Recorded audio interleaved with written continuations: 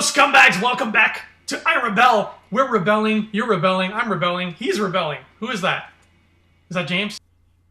This is James Bazile. Hey, I'm sorry, guys, I'm back. I know you all wanted Andrew alone, but I'm back. I'm sorry. It's okay. We're always happy to have you, and you always bring so much blue to the table. That's what I love about you. Yeah. You're just a blue ball of fun. Representing the city of Toronto. Hey, you got your Dave Filoni and company answered your question from last week's episode of I Rebel. They were watching, and they were like, "Okay, Andrew needs a Rukh. We got him. We got Rukh." Thank you, Dave Filoni and company. You have sated my thirst for Rukh. Before we get to I Rebel itself, a little bit of housekeeping we want to take care of is we wanted to remind all of you watching that Rebel Scum Podcast, we got a Patreon thing going now.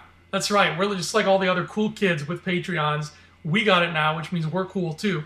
And if you help us out and support us on Patreon, we got some crazy perks for everybody. And one of those perks I think you're going to like, especially if you're one of those people who have commented regarding this very thing, is that we will be, in the near future, once I Rebel is all said and done, we will be starting a very similar show for the Clone Wars cartoon. What? That's right. It's really happening. It's going to be called Cloning Around, and you're going to be able to watch exclusive episodes early than everybody else if you're a Patreon supporter. If not, that's fine. You just get to watch it, when it's released on YouTube at the regularly scheduled. But Clone Wars, Cloning Around is just for Patreon. Oh, my bad. It's just a Patreon show. All right, so that's even more incentive. Because that's going to be a lot of work. That is going to be a lot of work. That's true. And it's going to be more than just you and me, and there's going to be some fun things happening. We are actually cloning ourselves. That's what we, that technology ain't cheap, people. Camino's economy, it's substantial.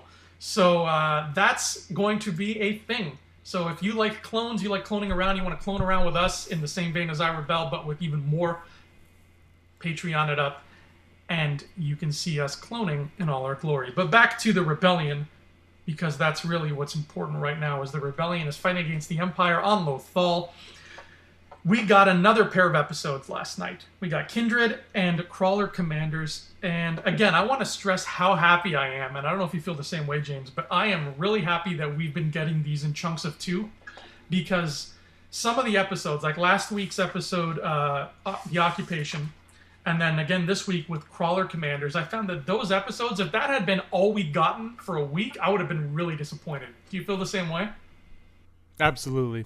I think these 2 episodes, and if you look at them, they are 2-part storylines almost in a lot of ways. Maybe, with the exception of the first 2, the Mandalore stuff, it's all kind of melted into one giant episode. And you're getting that feeling of, this could be like, the new age of TV where you binge everything, and you could easily binge this season so far of Rebels. I think, I watched your episode last week because I wasn't in it, but I think you're dead on that one. That one needed to be 2 parts. If it wasn't, especially on the last season, you'd feel underwhelmed, especially. And then it lets them flesh out the characters, flesh out the story, lets us know where they're going in the future, and they get to tie up little loose ends. But next week we're back to 1 episode, I believe. But it's also the mid-season finale, and it looks like everything is coming to a head next week. Yeah, next week is going to be big. I was originally hoping that next week would be Rogue One, but it doesn't look like it's going that route. It looks like it's just going to be Lothal, which is fine, but we're getting ahead of ourselves. So let's talk... Oh, wait, Side Akbar. Filoni said that Thrawn outlives Galen Erso. He outlives Galen Erso. Oh, yeah, that's right. You sent me a message about this. Thrawn outlives Galen Erso. So Thrawn is alive at least up to the Battle of Scarif. That's interesting. Yeah. Okay. So that gives me some more hope that we will see that fight in Rebels, because I really want to see it. All right.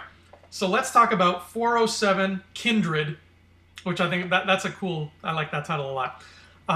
My first note that we brought it up earlier, Rukh. Rukh is terrifying. Warwick Davis has this extensive resume of all these like cuddly, lovable characters that he's played. Rukh is neither cuddly nor lovable. That guy is he's like feral Smeagol with a gun and kung fu. He's hardcore, man. I really love what they did with him. What did you think of Rukh? I liked him a lot, with the exception of the fact that he still failed in every way. I think what's your boy's name? Your boy from Lothal, Hook. It's Rufio, right? What's Oh your yeah, boy's name? Dante Bosco. Yeah, I feel like Rook should have taken him out maybe, just to create the sense of fear and this is a real threat now, because even Thrawn, it still to me is almost an empty threat. Like, the more these guys evade these so-called tough guys, when do I start when do I actually fear him? You know what I mean? So if somebody, even somebody inconsequential, goes out, then you're like, oh, this guy means business. You know, that's what I was kind of like, oh, he's gonna, and then he didn't, and then he didn't get the tracker on him, but even that ended up being not so important in the long run. Also, I'm getting all these episodes confused into one because I watched all 4 of them together, basically. So, but yeah, I just felt like I wish he took somebody out and did something a little more of consequence. He looks great. I thought what they did with Warwick Davis's voice was awesome. I really, because every once in a while you could tell it was him, but it very much suited the character. I love the design of him. Obviously, we saw that at Celebration. Love that design. Can't wait to see more of him, but I really wish that, I mean, I'm hoping down the road, you know, he has that fight with Hera, and obviously, you know, he's not going to win that fight. We know Hera survives to Endor, at least, because of Forces of Destiny. So I'm really hoping maybe he kills Kanan. What? Yeah, I think they outdid themselves with his voice. It was genuinely terrifying. But like you said, it's early days. We've still got a lot more Rukh ahead of us. And I agree with you, though. I think, you know, we've got these characters who have been so small, like Ryder Azadi and like what's his face there, Dante Bosco, whose name is escaping me, Jaikel. Like, they're hanging around. They're with the group. So there's a perfect opportunity right there for one of them to be cannon fodder for Rukh, but not in the sense where they're just like some nameless rebel that we don't care about. Like, we will feel, if Jaikel dies, be like, man, that's a bummer. Jaikel's dead.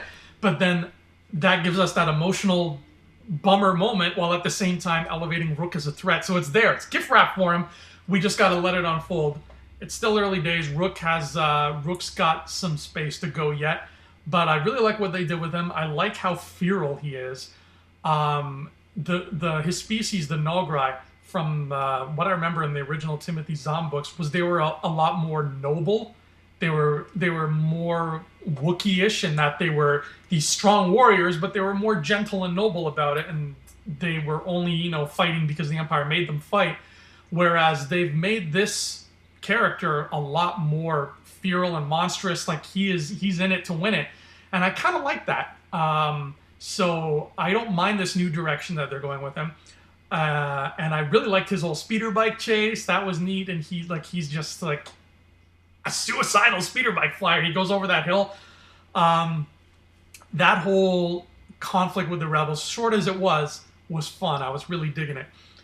And then we got a great moment that we've been waiting for a very long time. Kanan and Hera finally lock lips. We finally got the kiss. They teased us, they titillated our senses, and then finally they gave it to us. Now, James, here's... That was in the next episode, though, right? No, the kiss was in Kindred. It was... I know they teased it the last episode. They teased it in the last one. Gotcha. You're right, they blur together a lot. But my question for you is this. Because we saw this kiss finally happen in Kindred, I don't know about you. I don't know about the rest of y'all watching right now. Let me know in the comments if you were on the same page as me. But once we saw that kiss, all of a sudden, I was effing horrified that because we saw them kiss, this was the end of Kanan Jarrus. I was literally expecting this episode to end with Kanan being a casualty of war. Because of the kiss happening, because it was like, okay, their love arc is there, it's done, we've seen it, and now let's break some hearts. That's what I was expecting. Did that come across to you? At 11:02 a.m. while I'm watching it, I don't know if you could see that. You can't. It says Kanan is Gonzo. That's when I text you. Kanan is Gonzo was when that kiss happened. Well, right from the beginning of the season, I suspected Kanan was gonna go early. I'm still gonna call the midway point early, but the way things pan out on Rebels, he probably won't go. But yeah, that's exactly where my head was at. Was okay. He's having his moment, and then especially the next episode we're gonna talk about, he has another moment, and he has his moments that are leading to the Rebel crew. He's doing his duty for the Rebel crew, and his arc is coming to an end. And if his arc's coming to an end, well, he can't be a Jedi, so there's nowhere else for him to go except perhaps death or the unknown regions. Yeah, I mean, I don't want to see him die because we love him, and I'm still holding true to my my theory about Mortis. So that's where I hope he ends up. But yeah, man, I was scared. Coming off the end of that kiss, I was like, okay, prepare yourself for death. Well, could he die and still go to Mortis? See, that's the thing. We know so little about how Mortis works that I literally do not know the answer to that question. Like, could it still all be one? I don't know. For all we know, maybe you have to die to go to Mortis. Who knows? But here's hoping we find that out. And that's actually a good segue for what happens at the end of this episode, which is more mysteriousness in regards to the Loth Wolves. They're back. We saw some of them last week in Flight of the Defender, but now they're back. There's more of them, and they're doing even more crazy, spacey things. James, what do you feel about the Loth Wolves? Like, since you were there last week, I didn't really get your thoughts on them in general. What do you... I heard your thoughts on them, and I'll say this. The first time I watched your review after I watched the episode. I still went in cold on the episode, then I watched what you said after.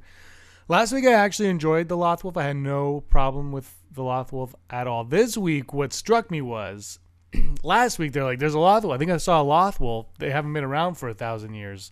This week, there's 10 of them, and Ryder's like, oh, a Loth Wolf. Let's go to it. Like, it was kind of like, how are you not... this thing hasn't been in existence forever. Why are you just so nonchalant about it? That's what really caught me. Like, I understand the Ezra part with the Loth Wolf and Kanan with the Loth Wolf, I was totally into.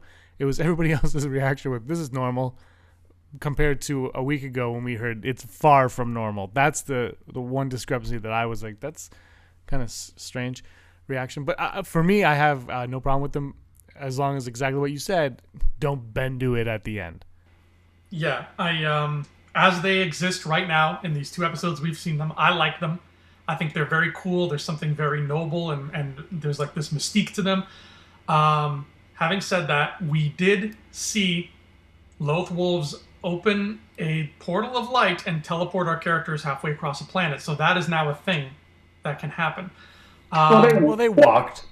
They walked through a light, but my biggest fear right now, and again, I'm not crapping on the wolves. I like the wolves a lot, but my biggest fear right now, and I'm 90% sure that these fears are unsubstantiated and I'm crazy, but my biggest fear regarding these wolves is that Dave Filoni is just a really, really, really big fan of wolves, so he wants to put that in a Star Wars thing because it's like fan fiction for him.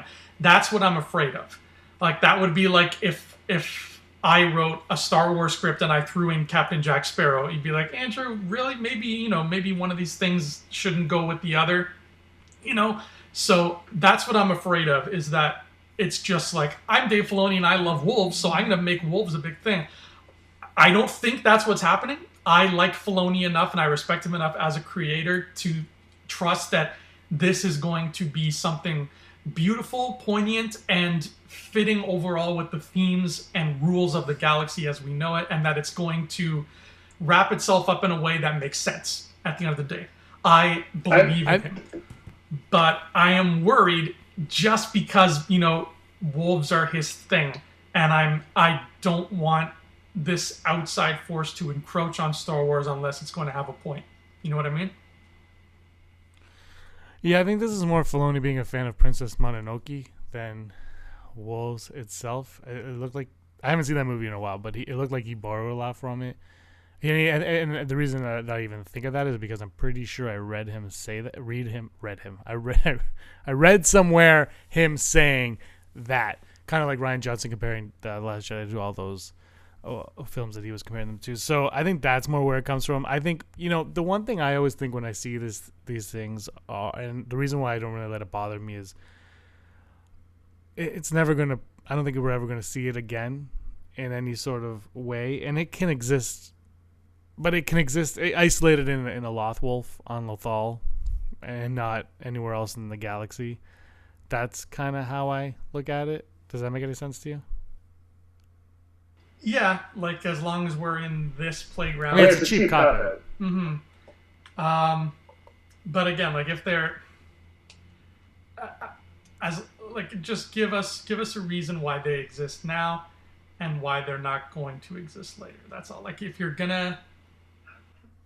Well, if they only exist on Lothal and we've never been to Lothal again, I mean, that's... I was talking to Brock on Order 66. I would like to see Lothal show up in a movie. Of all the planets that have been on the expanded stuff, it's one that I'm like, yeah, I could go there. But I just, if it only exists on Lothal, I think I'm okay with it. Yeah, I mean, I'm fine with these wolves only being on that planet, just as it's like you say all the time, like when gone am I, the last of the Jedi will you be? Cool, but if you have 3 Jedi and like super teleporty Force wolves also out there, like tell Luke there are super teleporty Force wolves. Oh yeah, that's a good point. Yeah, well that they've been doing that since I think the Clone Wars, where it's just there's. This is George Lucas. It's just there's so much more to the lore that's just the thing. I think this is where I have to separate the cartoon and the books and the comics from the movies. Is the movies are simplistic. There's nothing. I mean, the Force is a little complex, but they do it in a way where you're like, look, the Force, you can do this, you can do that, and let's leave it be at that. They don't go. And then when you have these expanded stories, they can be like, well, the Force actually can do this, it can do that, and also it can manipulate this, and it can be in a wolf, and it can. So I think, there's a line, and I think you're right. Like, why wouldn't Yoda be like, hey, maybe they can only do it on Lothal, and so how would that help Luke? But I think mostly just, I think in our minds we have to keep it separated at this point, which is I think, and people will say, well, you say, then Kanan and Ezra can be alive during Luke's time. I think that's different than this. You know what I mean? Because that's more that's more in line with Luke than the Lothwolves. Like the Lothwolves were such a huge concept for the simplistic films, is really it. Whereas Kanan and Ezra are what's in those films. And maybe because the Lothwolves are so alien and so specific to one place, maybe Yoda doesn't even know they exist. So maybe that's why he can't tell Luke about them. Like there's a lot of easy ways to get around this as long as they use one of them. That's all I ask. And I trust Filoni enough that he will do that. I don't think they will. You don't think they will? I think there's a reason. I don't think we will flat out know it. Yeah, they don't have to say it outright. Like, you don't have to spell it out for us. We're an intelligent audience. We can put 2 and 2 together. But yeah, you're right. As long as there is a reason, and maybe that'll be a thing on the DVD where Andy Gutierrez sits down with Pablo and is like, so why are there Lothwolves and people don't know Pablo? And Pablo's just like, because of XYZ. Great, thanks, Pablo. And like that's probably what's going to happen. Yeah, you're right. And that's fine with me. One little caveat that I do want to mention regarding the whole wolf scene is that I probably didn't watch it to the best. Like I didn't get to appreciate it the way it was meant to, because like I said, the site that I used to watch Rebels is a very finicky site. Most of the time it's like garbage, this website. And there were some buffering issues that I just couldn't get around. So during that wolf scene... Sounds like a Skype conversation. Exactly. It is like Skype times 5. During that wolf scene, it was literally a lot of just like, Ezra, look at... It's wolves. And so I saw that scene through that lens, and it kind of, ruined it for me a bit, but I got the gist of it. But the scene that was not ruined for me, and which was my absolute favorite scene of this entire episode, was friggin' badass Hera going hyperspeed through that Imperial garage and just wiping out everybody in it. Damn, Hera's cool. That was your crush on Hera's back. My crush on Hera's back, but she's taken now because she kissed Kanan. So there's nothing. Ouch! There's nothing I can do. You can't break up. I can't. He's a better man than I, anyway. I mean, look at all the stuff he can do, and he's blind. Look, I don't think you're a great man, but I've never met Kanan, but I wouldn't sell yourself too short. Thank you very much. Thank you. I do have slightly better eyesight. Ooh, only slightly though. We're in the same boat there. That hyperspace thing was just glorious. And that the ending of her landing on Yavin, handing over that the hyperdrive thing to Mon Mothma was also great. It was awesome. And you got to see her really step up and show why she's going to be General Syndulla in a few short months or a year or whatever it is. That's right, yeah, because she's still only Captain Syndulla at this point. I was trying to keep track of that as well. I was like, okay, she's got to be General soon. But that leads us into 408, our next episode, Crawler Commanders. Like I said before, I'm glad this was 2 episodes, man, because this one really didn't give us a whole lot of substance. That's okay. But it wasn't my favorite. One thing that I like is that I really like the fact, and I would never have expected this going into the show from season 1, but I really like the fact that they managed to make the Mining Guild a really interesting sort of minor frequent villain in this series, that it just keeps popping up and causing trouble, and the rebels just kind of smack it away and be like, look, we got more important problems. But I love how the Mining Guild has consistently been a small threat just looming around. You know what I mean?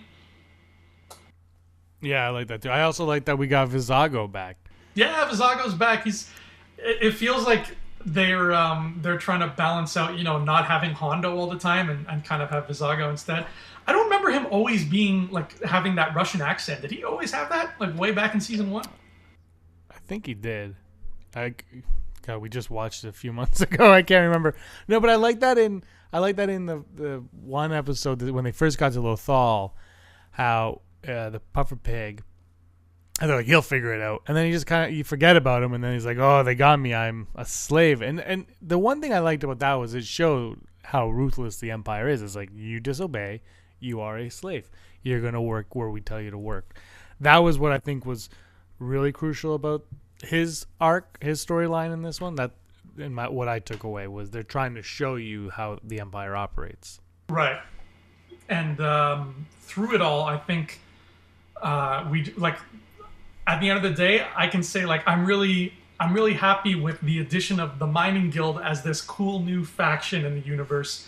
I love whenever they introduce new like gangs or organizations stuff, like Kanja Club and the Guavian Death Gang. I love those guys. I want to know all about them. And now I feel the same way about the Mining Guild. Like I love how they have yellow TIE fighters, and they're these weird like construction brutes, and they have these oil rigs in space and all this stuff. The fight between Zeb and the foreman was a really cool fight.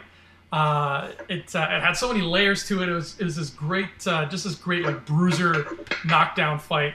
And the foreman had a whip. He had one of those laser whips. I remember those from the Star Wars miniatures game. There was a character who had like a lightsaber whip, and she was like a dark side acolyte. So that took me right back to my high school days. Thank you, Rebels. Did you like that fight? I did like that fight. I think watching, I was like, no, this is not when Zeb's gonna go. Now I don't think Zeb's going to go. He might, but this didn't really swing me one way or another. It did, however, keep me on the Kanan's going track.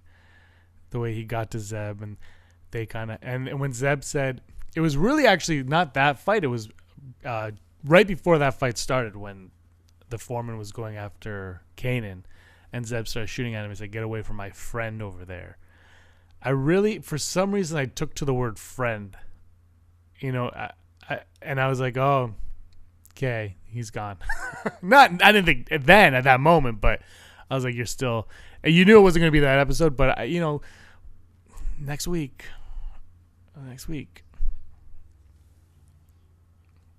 But what Rebels is, what we've talked about forever now about Rebels is they don't seem to knock them down all the time. They might get a 7-10 split on this one. We don't know. Well, here's hoping they can at least pick up the spare for the finale. Oh man. One thing that I could be wrong, and all my friends out there watching who are fans of Legends stuff from the olden days. Ooh, that's a nice ringtone, Dr. Mario. That's my Dr. Mario ringtone. One thing I noticed about the actual crawlers, these mining guild crawlers, was I think those are the world devastators from Legends. I could be wrong, but it looks a hell of a lot like them. I don't know if you remember those, James. They were these giant, boxy things called world devastators. Picture like one of those gonk droids, those garbage can droids, on its side with like stubby spider legs, and it just flies over a part of like the Earth, and it does like what the thing from Man of Steel does. Like it just punches a hole and like brings up a thing. There were at some point in Legends, I can't remember what book it was, but the Empire would send a bunch of those to a planet, and then like if 80 of those were on the same planet doing it all at once, it would basically like turn the planet into like a ruin. And that's what these things looked like. Do you recognize those at all? Do you remember them? Do you know what I'm talking about? Am I crazy? I didn't until you mentioned it, and you're absolutely right. That's what, they looked exactly like that. They pull a lot of things from Legends, so I'm sure that's where they got the design somewhere. It was probably something else even more obscure. It's actually just Filoni's wrench. Somewhere. Then there was that great that captain character who was voiced by Seth Green, who almost got too annoying, but was just annoying enough that it was like fun to watch him die. And that was one thing that I noticed, and it's been happening throughout this whole final season, which I really like, is that they're giving us the big boy villain deaths now. There was a lot of instances, back, especially season 1, season 2, where even when they're fighting like stormtroopers, it was very non-lethal. Like they would take the stormtroopers out in very non-lethal ways, like, oh, use your lightsaber to cut their gun and now they can't shoot at you, or oh, knock them into a wall and they just kind of get knocked out, or Zeb like puts one in a headlock.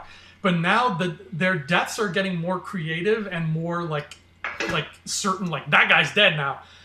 In a very like it reminded me, especially in this episode, of like the deaths you would see in like the Temple of Doom or something like that, like the slaver guy who falls down that bottomless pit and he's gone, or the fight Ezra had with this character voiced by Seth Green, where that Trandoshan, where he ends up flying back into the furnace and you can actually hear the furnace like melting him. What was with the staying on the furnace for a while at the end? That was like Home Alone creepy. That's exactly what I was thinking. I was waiting for it to be like, hello, Kevin. They just stayed on it for so long. I was like, did they have time to fill, or are they hinting at something? But you also notice how Ezra knew he was going to fall in, looked at it, but he wasn't malicious about it. Like, he never looked evil going into it. So I think the whole Ezra going to the dark side is really, I think that's done. Yeah, I think you're right. But at least we get these cool deaths out of it. And they're, like I said, they're very Indiana Jonesy. Even in the last episode, when Rukh was chasing them on the speeder bikes, there was that one scout trooper who, Ezra, I think it was Ezra, he shot at these rocks, and the rocks fell, and they crushed the scout trooper. Like, they're getting more big boy, like I said, with the deaths, which is cool, because so it's not just like a little G-rated, I knocked him out. Like, it's... Well, there was also a moment early in this episode when you could tell they put on their big boy pants to tell it. I think it was when they were walking into the mining station, and they were just like, okay, let's go. And it was just quiet and then walking from behind, and it took time. And I was like, well, this is very adult, like almost Walking Dead to a point where it's just like, they're like, we're going to take our time and get there. And I was like, that, and either it was that, or it was, again, they had time to film this episode. Yeah. They're definitely, like, this is one of those cartoons that really, you're right, it takes its time. It knows what a quiet moment is. So many cartoons they have no comprehension of quiet moments, but they can. I don't know if it's no comprehension, but when you're dealing with like a 5-year-old watching it, you can't have a quiet moment because that 5-year-old will turn you off and put something without a quiet moment on like that. Yeah, but then some adults, some adult filmmakers don't know what a quiet moment is either. Just ask Michael Bay. Zing! Nailed it. What? Haven't you seen Armageddon? Yes, I have. Actually, Armageddon is probably one of my favorite Michael Bay works. And that's 20 years old. There is the thing is, though, we make fun of it, and it does do a quiet moment, and exactly what I just said about how the kid will change the channel to its show that doesn't have a quiet moment. Michael Bay movies make hundreds upon hundreds of millions of almost $1 billion, or maybe even more than $1 billion. So maybe adults aren't so far removed from children as we think. I think you're right. Either that, or we really want a good Transformers movie, and we're just hoping and praying that this will be the one. You're wrong. We were wrong. But you know what? I'm not going to lie. I have faith in the Bumblebee movie because it is not going to be by Michael Bay. But regardless, that's neither here nor there.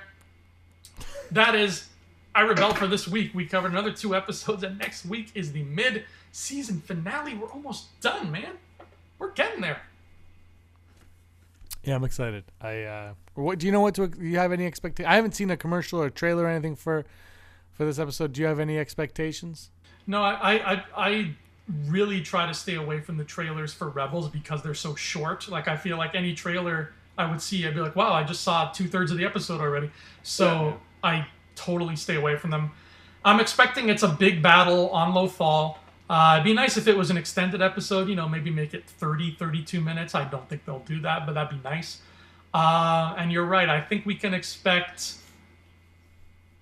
if not a casualty, then it ends with Ahsoka returning. Wow. Yeah. All right, let's make a small wager on this one. Saw Gerrera appearing by the end of the season once again. I'll bet you an apple. I'm gonna go. Let's keep us on the same sides we were on. I'll say no, and you'll say yes. How's that? That's fair because I think it's it's more 50-50 this time. It's more of a full Brock chance. Yeah. Because we could have seen the last of him, and that would be fine.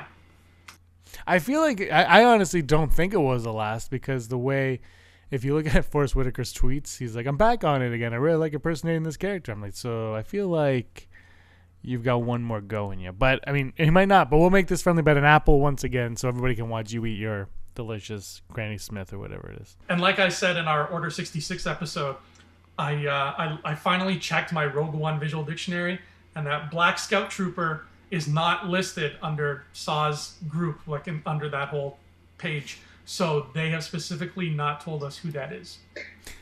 And I watched Rogue One on the flight home from Vancouver, and I can tell you that Black Scout Trooper is in 2 scenes. What's the other scene? Oh God, great question. And I made sure to take note, but I was half asleep. I think he's the one that picks up Bodhi Rook. After he says Bor Gullet, I think he's the one that picks him up and takes him. Yeah, if you watch again, it's very quick, and I was just on the plane like like that, and then I finished Rogue One and watched Gremlins. So those 2 movies are now one big thing to me. Deception. Who got it? Oh man. If we get a Saw Gerrera episode on Jeddah here, we'll finally discover the origins of Bor Gullet. Maybe Ezra sits down with Bor Gullet, they have a tea, they discuss things. I picture him being like this really he's like an erudite gentleman, Bor Gullet. Like he sounds like Sideshow Bob. He's just like, so Ezra, tell me about yourself. And he's got tentacles with teacups in them. That's what I want to see. That's the kind of world I want to live in. And that's been I Rebel for this week. Thank you once again for watching. Again, a quick reminder, we are on Patreon now, and if you want to see our Clone Wars show, that's going to be a Patreon exclusive. So support us, give us love on the Patreons, and you can. And you're going to be doing a Star Wars documentary show also. That's going to be exciting. If you like documentaries and Star Wars, this will probably be up your alley. In the meantime, You can find me on Facebook at Andrew Fantasia. Where can people find you, James? Find me at Twitter, Instagram, and PlayStation 4 at Petsafina. I'll be playing Battlefront in a week. Battlefront 2, that is. Right now, I'll be playing Battlefront 1 probably tonight, so you can kick my butt at it. Join me. Join the dark side. Because I only play as, well, they make you flip-flop, but I like to be Stormtroopers. Right now, I'm playing Mario Odyssey, so no Stormtroopers there, but damn is that game ever fun. Well, there might be. Anyways, thanks for watching, everybody, and we will see you next time on I Rebel. Adios. Hey scumbags, thanks for watching. Don't forget to give us a thumbs up on our video. As always, please subscribe to our YouTube channel, Rebel Scum Podcast, for all the latest videos.